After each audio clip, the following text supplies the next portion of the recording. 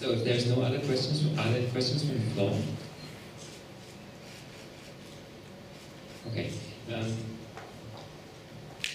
Maybe I would like to address the first question to our Chief Minister today. I believe that SMEs are under lots of profit margin pressures resulting from the minimum wage policy, as well as of the depreciation in the ringgit. We all felt that in the last year. As such, they are reluctant, SMEs are reluctant to invest in their staff. What would you say to them to encourage them to join the GDVT program?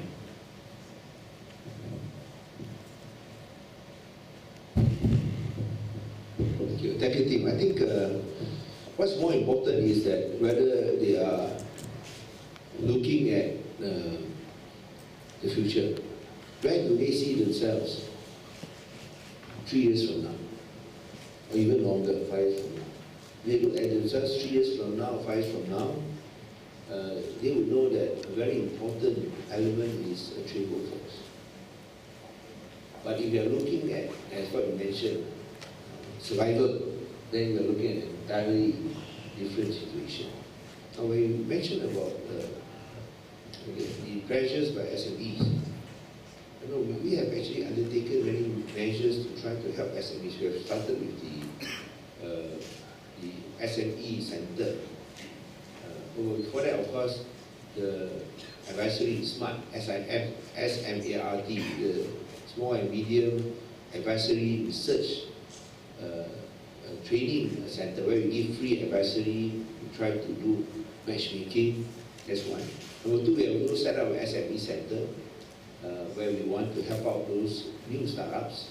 Thirdly, we have this SME Village where we want to give land or sell land to those SMEs that want to set up their own factories. But when you talk about the SME centers, perhaps we should, I'm just thinking aloud here. I'm not discussing with Dato' Lee or Duli. I'm just thinking aloud here. That for those SMEs that are at the transitional phase, it means that because of certain demands from the industry that you need to ramp up your production and you need certain space at a very short notice, I think we can make this space available at the SME Center. We still got some space at SME Center.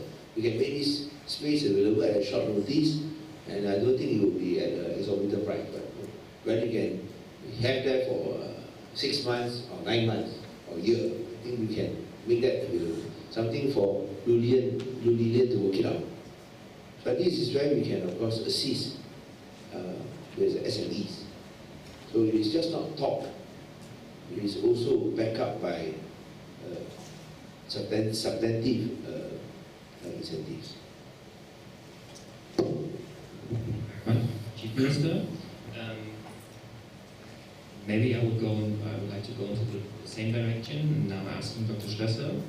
As we mentioned, SMEs are reluctant to train their staff, as more qualified staff are usually poached by the MNCs. We find that a lot here in Penang.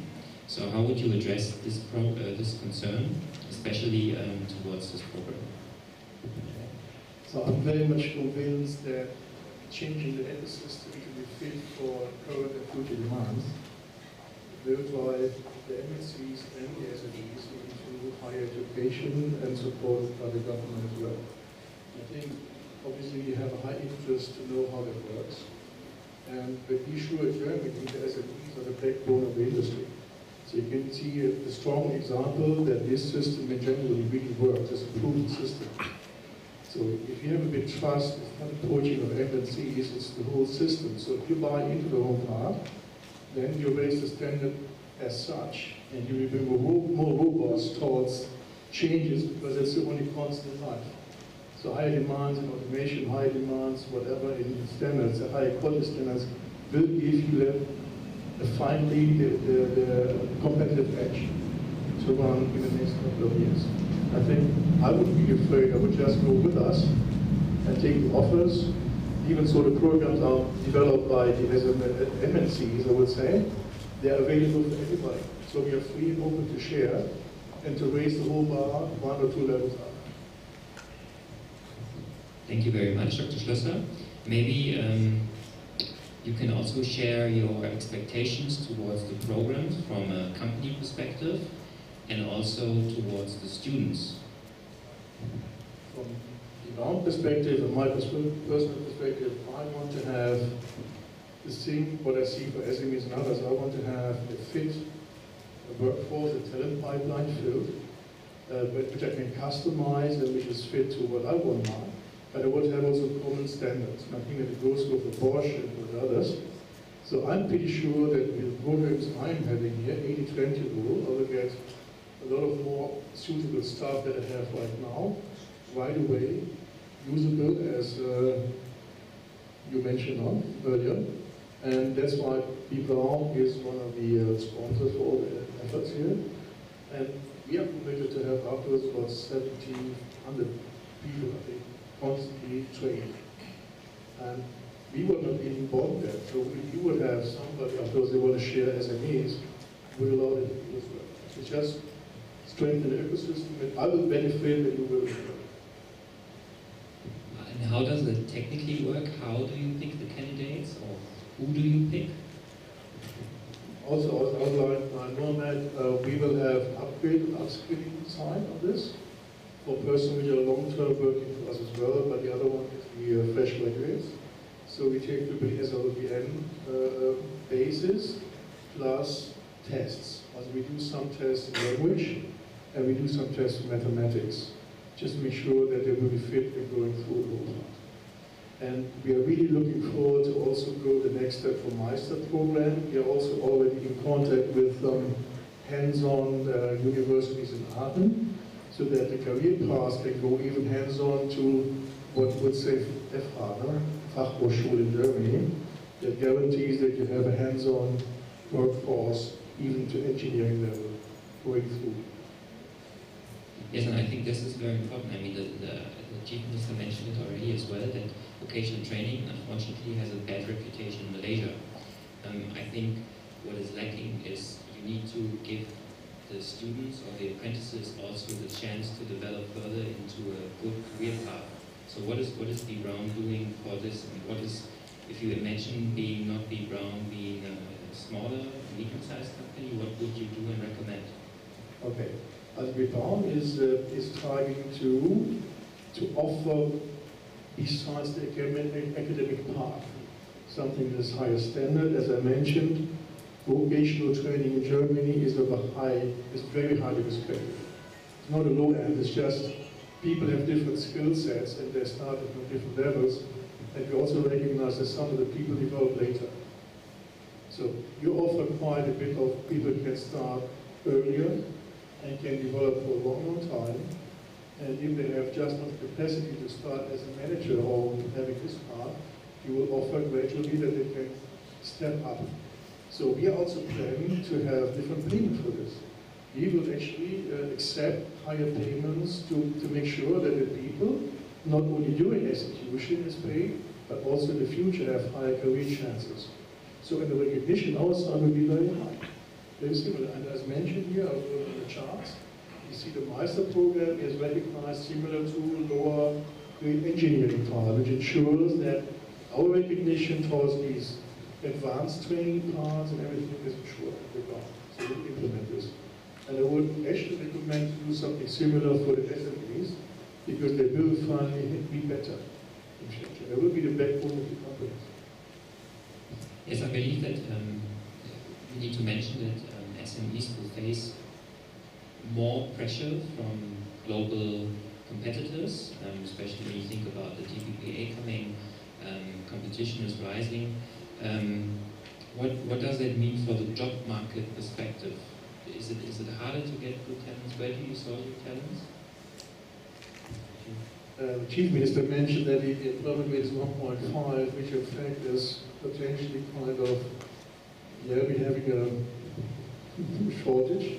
However, as B. Brown, I can tell you right now, so what I'm saying is if we are going forward and we do something different, people recognize that. So as B. Brown, we do not have difficulties to get people.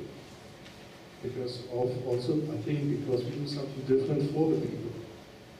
So I think it's recognized. So it's a win-win. No? We both on the same side we share success, but also offer something extraordinary on top.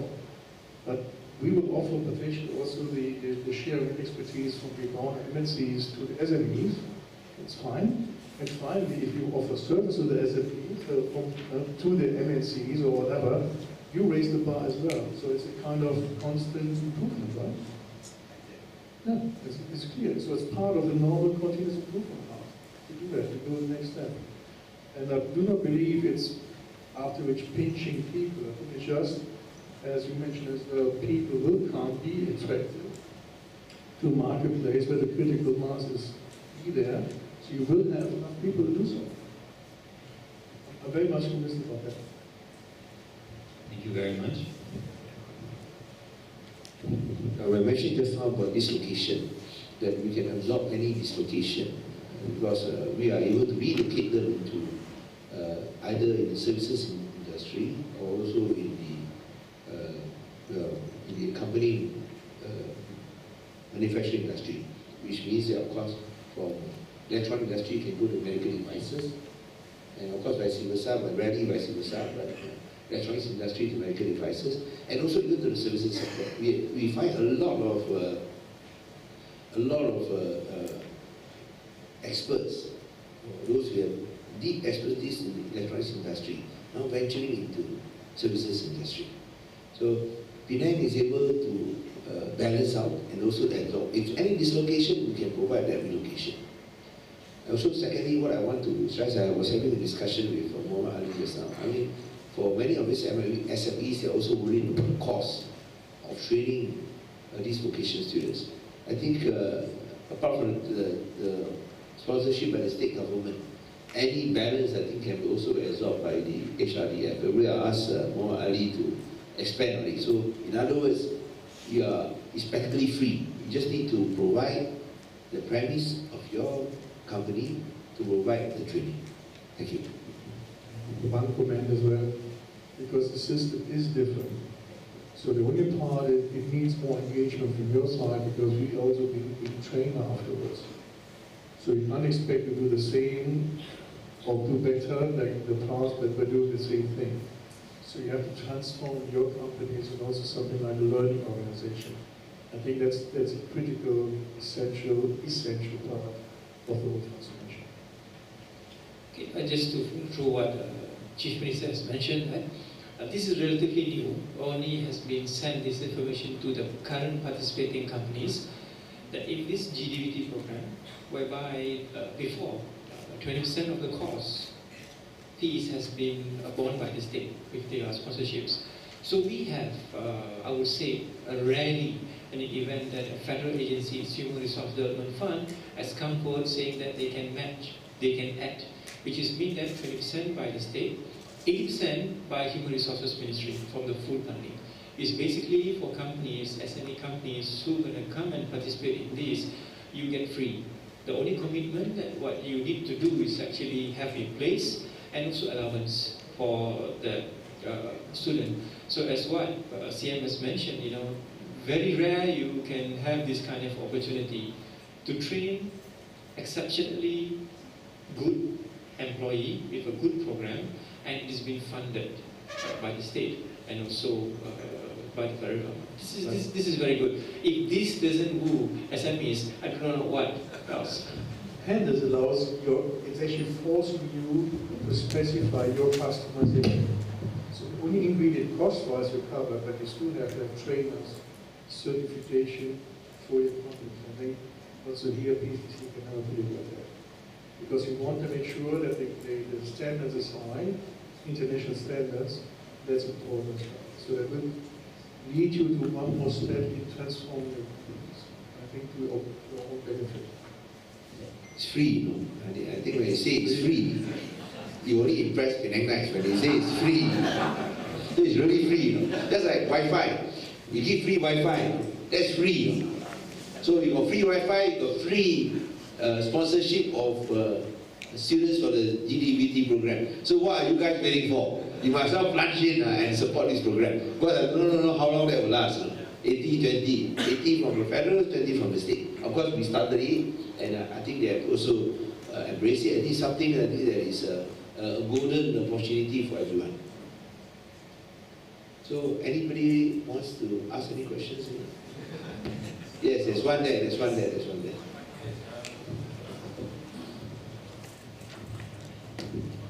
Hello, morning.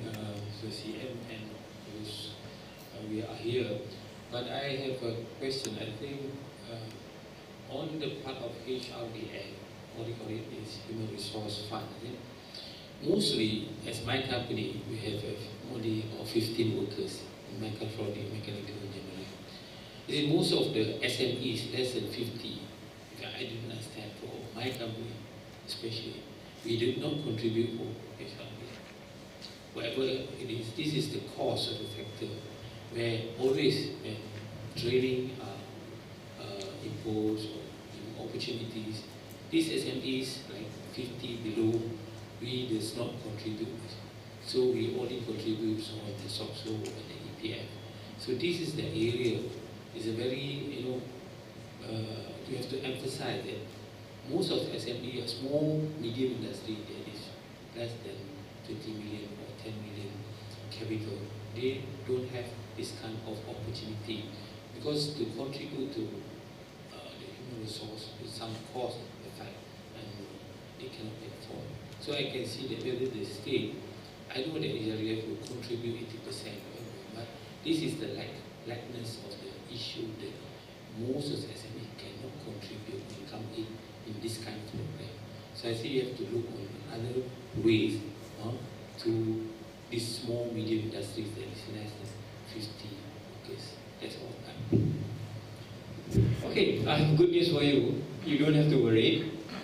Even a non-contributing company can apply for this fund under HRDF because they have created one grid program. It's actually 30% of the money that has been taken out from the retained earning can be utilized for non-contributing company. So again, there's no reason why SMEs with small numbers cannot participate. Right, Sian? Thank you very much, Mohali. You saved the day. Good news, huh?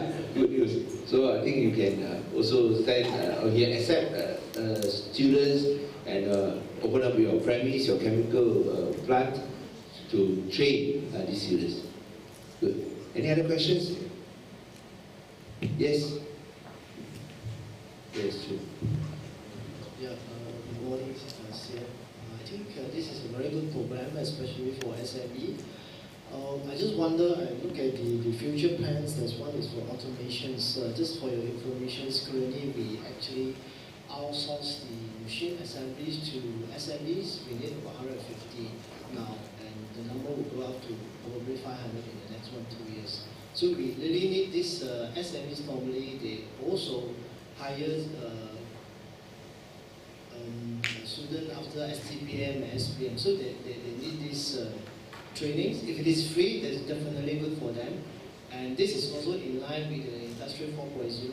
We need a lot of people that are really good in automations and machining. So I'm not sure when these automations will be ready in the near future. I thought we already agreed already. We approved already. What's the automation? No, the program, I think it was something else. Let me check. I think we can do that. We can potentially also raise it next year. I think what he wants is something quicker. Not next year, this year. Not this year, isn't it? Okay, next year is fast. Because it takes a bit time to transport the programs and get it harmonized and so on. I think it takes a bit half a year, 9 months to get it transported. So I think we can put it on the list instead of really request and the buy-in. I'm 95% sure. Next year. Yeah. First quarter. First quarter next year. But I have to ask JPK that. Yeah, you will support, right? So JPK boleh so today first quarter. Right? Okay. Ini hadiah Ramadan. Okay. I would like just to add on. In order to run new tracks, for us to introduce new tracks, we need diverse champions. So for example, the current mechatronic program is championed by Iraq, and the electronics will be championed by Roy Walsh. So if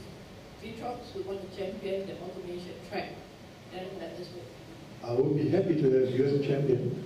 But we will support you, doesn't matter. It's okay, we will like it. We'll do it.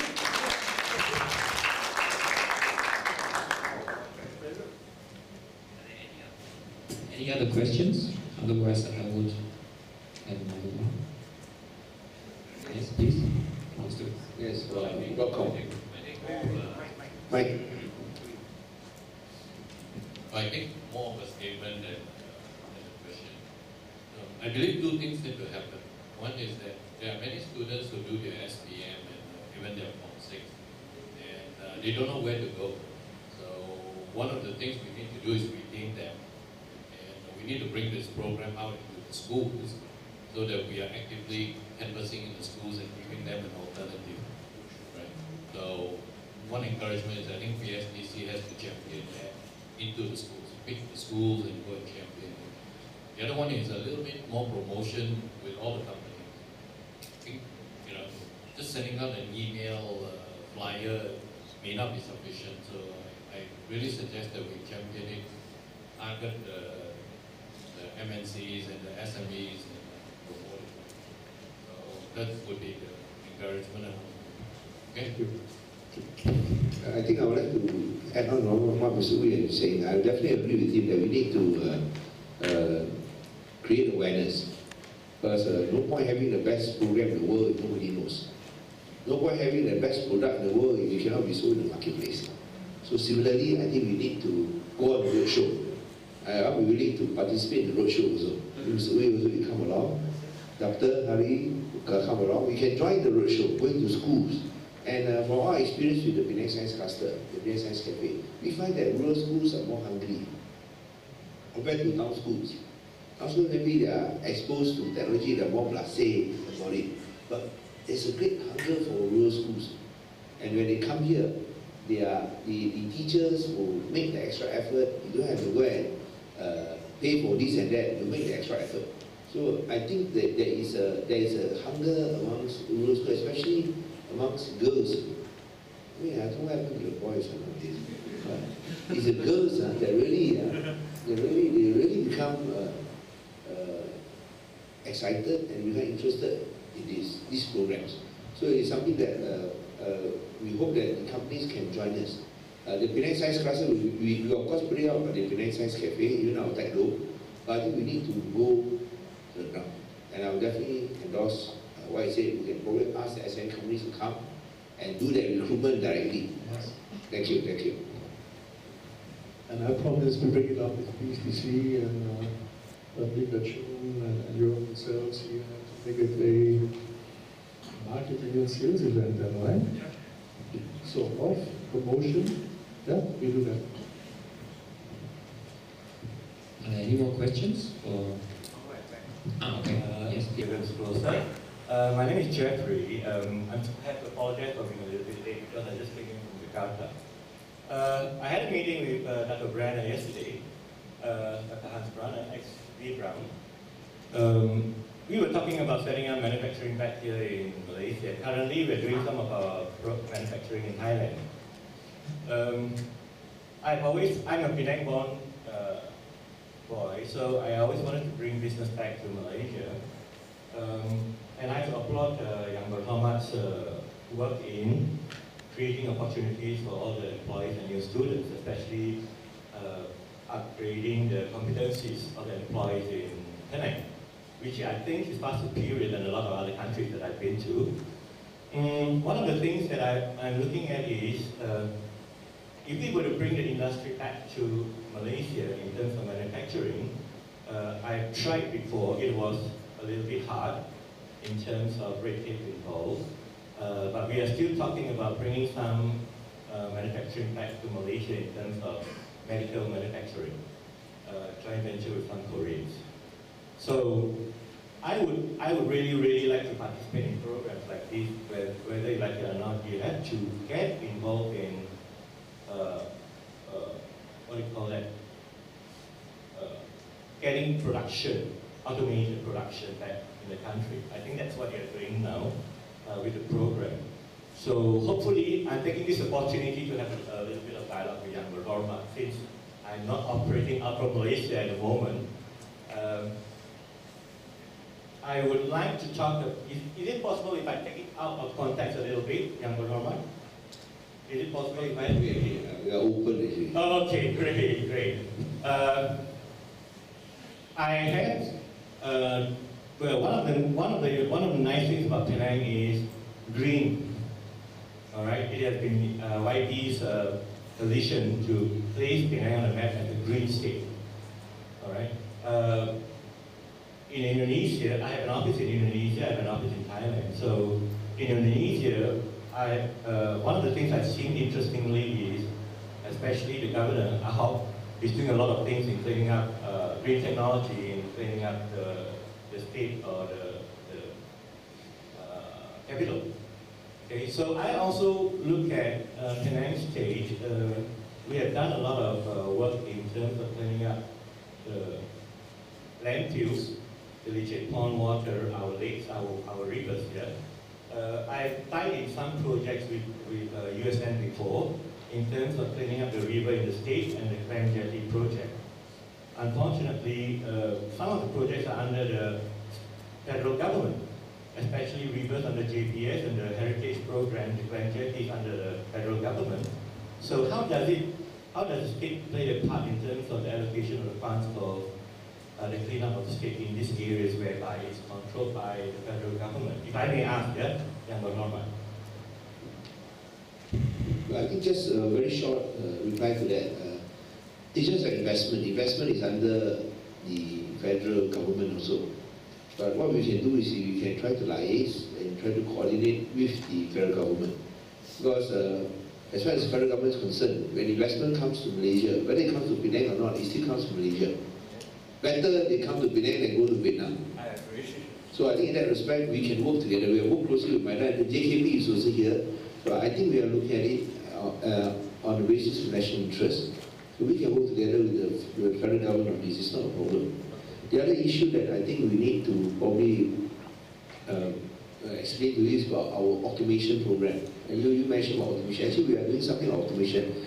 Just make a decision. Maybe ask Dr. Lee to give a brief rundown of what we are doing on automation. You can ask Dr. Lee to come forward. Yeah. Here, the mic. We have a sponsor actually here. No, I think that's right. Because we are working with the industry because it's very important. As you say that we need a driver. So for example, B. Brown is driving part of it, and then of course Motorola is driving another part of it. As far as the state government is concerned, when we do anything, we always believe that the private enterprise will do it much better. So CM, when we do this adoption program for the sciences as well, so we ask the industry to come out and help. So for this automation, we are also working with the industry, so they will be the champion. We are just the enabler. The state will come in and help, and I think CM's tagline has always been that the business of the government is to get out of a business. Right? So that is in short what we are doing. So if you're a private enterprise, you have anything that you want to share, you want to move forward, you can always come to talk to Invest Penang, whether it's Ms. Lu or anybody else, and then we look at it and then we see in what way the state government can come in, and then we can pull all the agency, be it the PSDC, because we are working with PSDC very closely also. Apart from manufacturing, we are also looking at services. Services in this GBS, Global Business Services. So PSCC is another arm, another agency, another establishment that can help to train the necessary human resource, be it in manufacturing or in services. So we are working with almost everyone, because at the end of the day, we are Malaysians, we are Penang guys, we want to see this place flourish. So please come to talk to us if you have any other any ideas. Thank you. Jeffrey, talk to Dr. Lee and Ms. Lu. Ms. Lu will stand up so he can recognize you. Talk to Ms. Lu. Talk to Ms. Lu. She is very, very approachable, friendly, and helpful. I'm sure we can get your manufacturing company to be located in Penang. All right, thank you. Thank you very much. Please let me come back to the program, GDVT. maybe Mr. Mohammed can also share what his response to what the program is from the companies, from SMEs, what are their concerns. I think what I understand is one concern is that why do I need to train, or why do I train the student, and then he goes to my neighbor, but I train them. I think this is a concern German companies don't have, because one aspect to address this is they want to be the best employer in the city, and they invest in their facilities, in their environment, in their programs, and what they ever provide. So how would you, or how do you get the response from the SME sector in Penang, and how, or what would you recommend them? Maybe Mr. Mohammed? Okay, let me start by saying SMEs is very, very difficult to engage. We have, for past 27 years, we have run many programs. Some of the programs come with free money for training SMEs we've done before. So that's a challenge. We need to recognize it. It's very difficult. At the same time, we also hear you that SMEs have a challenge like they have enough only employee for them to work, then they can send it out. Well, if you remember that I have mentioned this program that is can customize towards the needs of the company, which just means that if 5 days they are in your company, Saturdays, Sundays they can come and do the training. So we have to move into a paradigm of if I train, someone else will take. We have done that for past 45 years or 46 years, since 1970s when we started the industrial zone. I think it's about time to move. The more people that we train, it will actually benefit us. We have seen this. We have seen this in the multinational companies. That's why they're involving on training this. So to answer to that, it actually lies on the SMEs.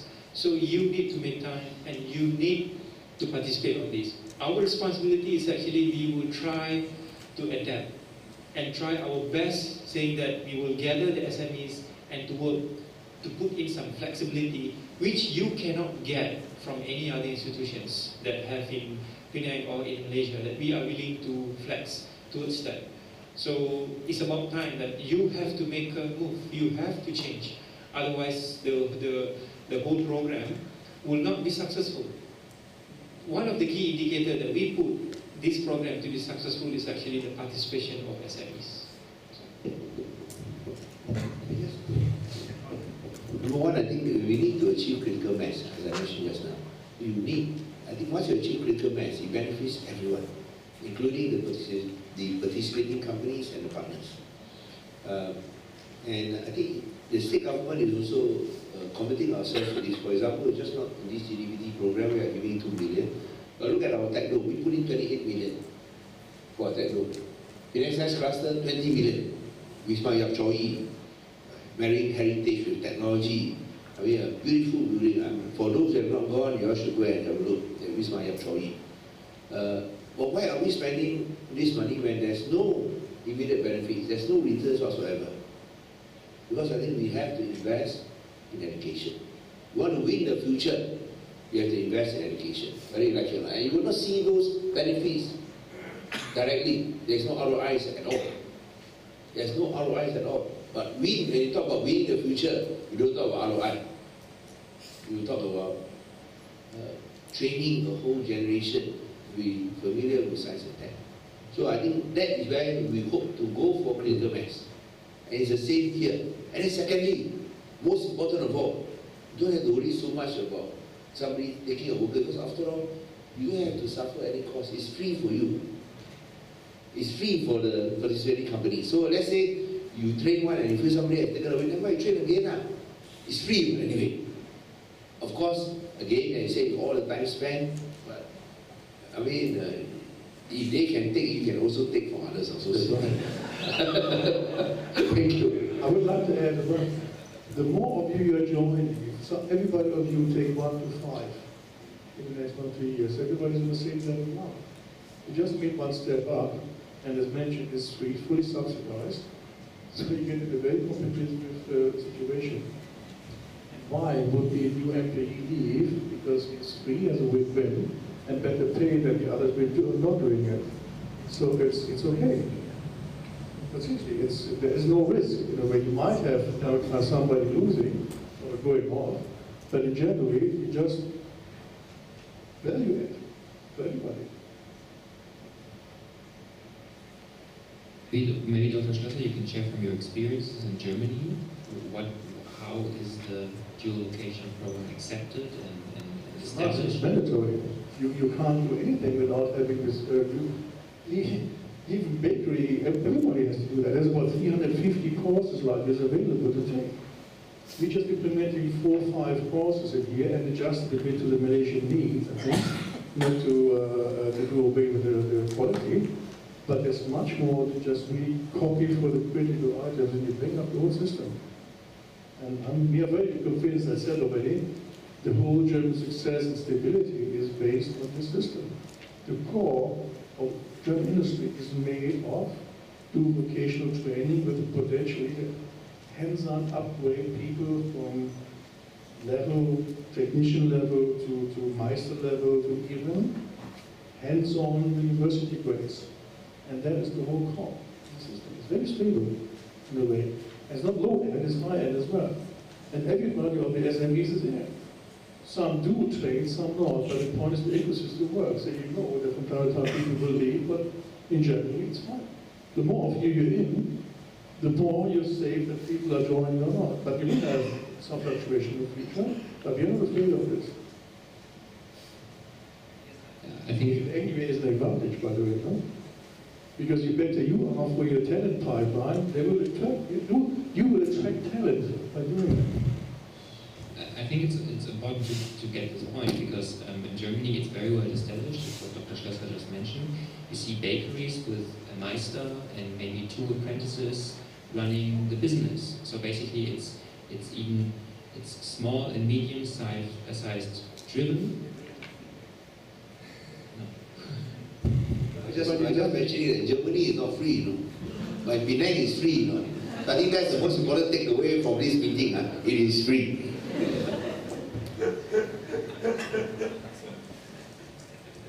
Are there any more questions from the floor? I see 2 more. Yeah, 2 more hands. Okay.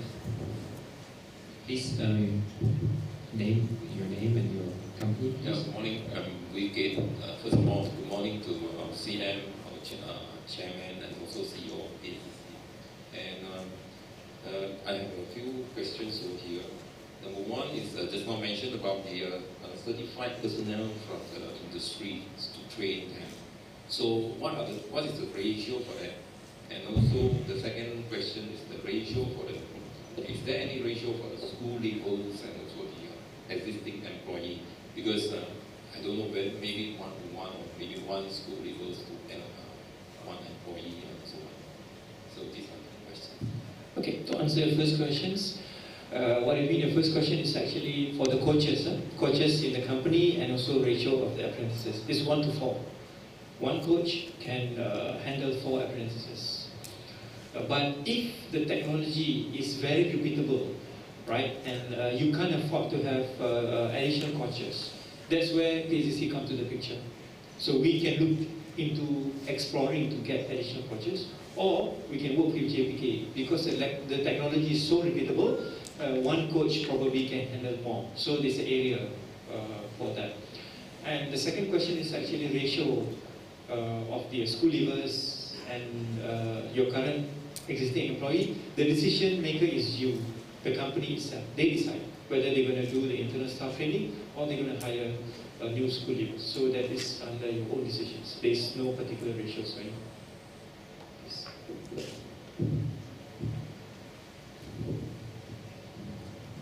Just now mentioned about the certified personnel. So from what area we need to certify? Okay. Certified personnel is defined by coaches. Is your current employee who are doing the job. So if they have been doing the job for 4 to 5 years, they're experts in that, and then they will have to come to PSCC with JPK for a week. So we will train them how to transform their day-to-day knowledge into a method to teach. So this is what this 1 week training is, that we will certify them that you can now teach. So this is some certification involved in that.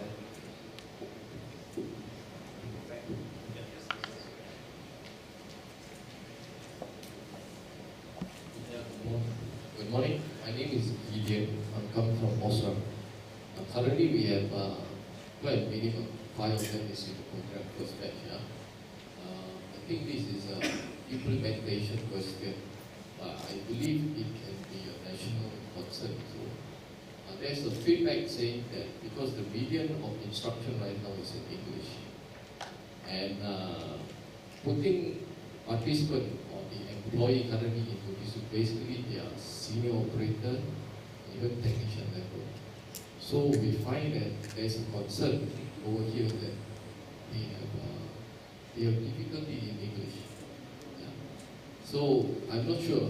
I believe this can be a national question. So the English medium, the instruction medium is in English. And our people, English level, I'm not sure is actually.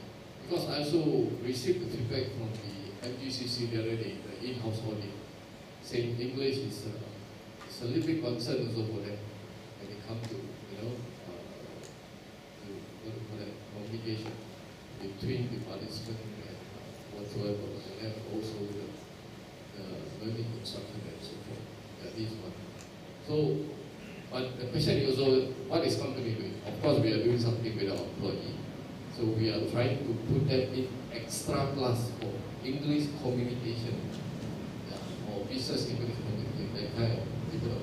But as a whole, maybe future batches or whatever, maybe this can be integrated into the program. I think it will be better. This percent.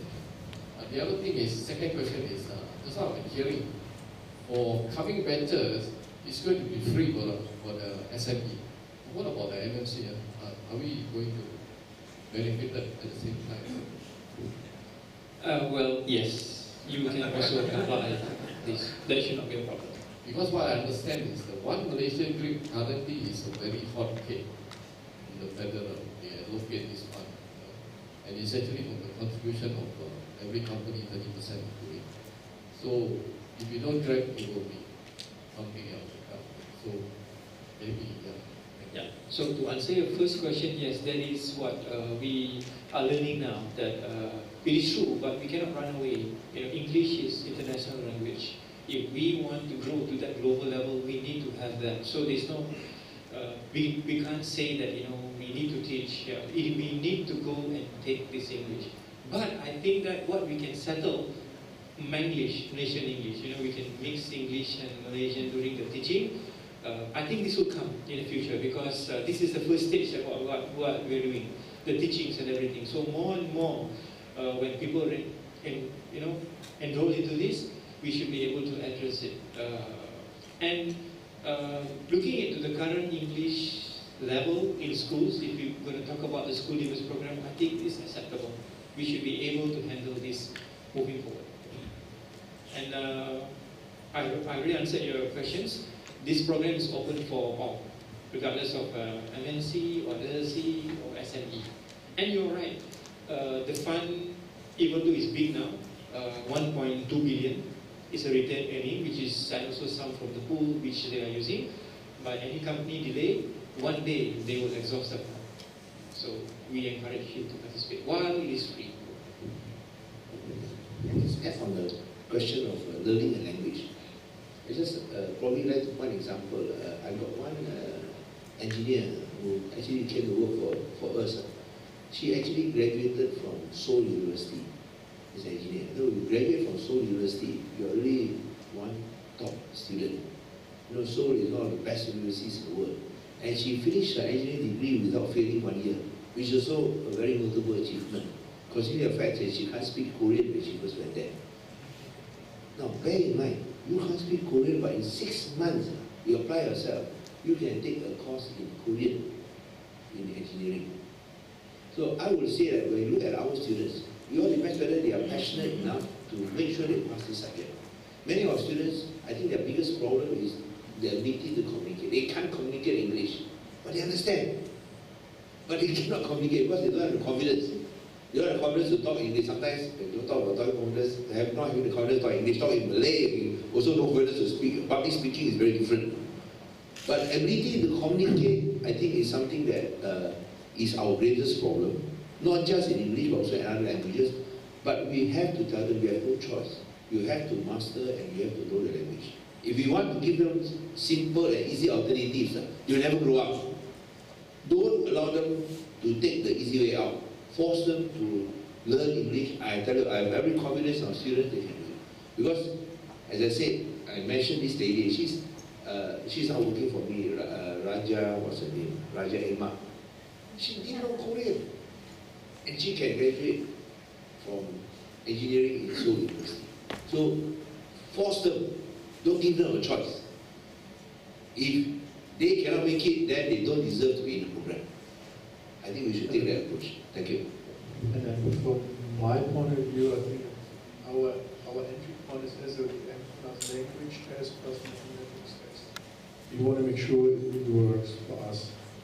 So customization is we expect language skills in English, adequately in mathematics. And a little bit on top of that, plus SODM to start with. CM, I'm also Korean graduate from Hanyang University. So I am Korean, used to speak Korean, but now I can understand Korean dramas. So it is kind of style. Well, it is true because let me share. It is very foolish of me. After finishing my college, I decided to choose because I was a scholar, GPA scholar. So why did I choose Korea? Because I thought I'm not good in English, so I decided to choose Korea. But that was a big mistake.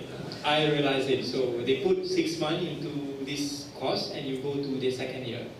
So I did learn. I graduated on time with good points. So I think if you work your way, you should be able to do it.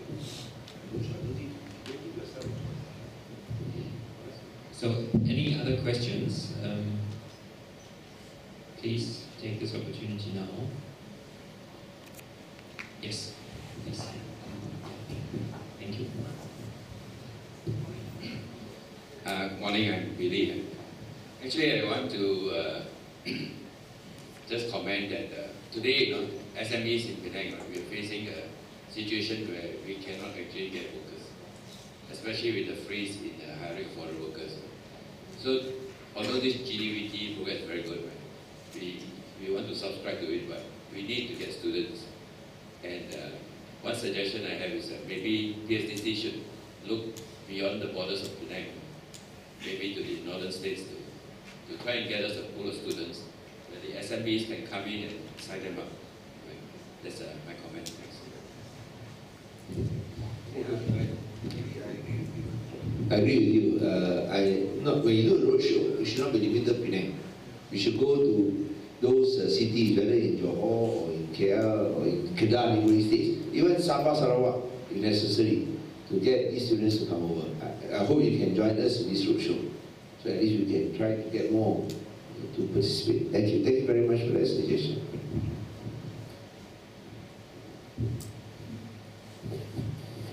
Okay. No more questions? So again, thank you very much for the PSDC, for Chief Minister and for Professor to come today. Thank you very much for sharing your thoughts. Thank you.